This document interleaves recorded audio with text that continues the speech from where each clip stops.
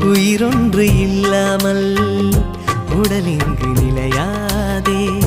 உயிர் என்ன பொருள் என்று அலைப்பாய்ந்து தெரியாதே.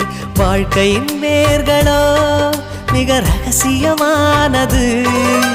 ரகசியம் காண்பதே நம் அவசியமானது. தேடல் உள்ள உயிர்களுக்கே தினமும் பசி இருக்கும். தேடல் என்பது உள்ளவரை வாழ்வில் ருசி இருக்கும். பாடல் போல தேடல் கூட ஒரு சுகமே. இசை பாடி வரும் இளம் காற்றுக்கு உருவமில்லை.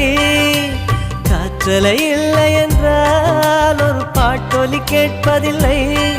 ஒரு காலம் வருகையில் உள்ளம் கொள்ளை போகுதே. ஆனால் காற்றின்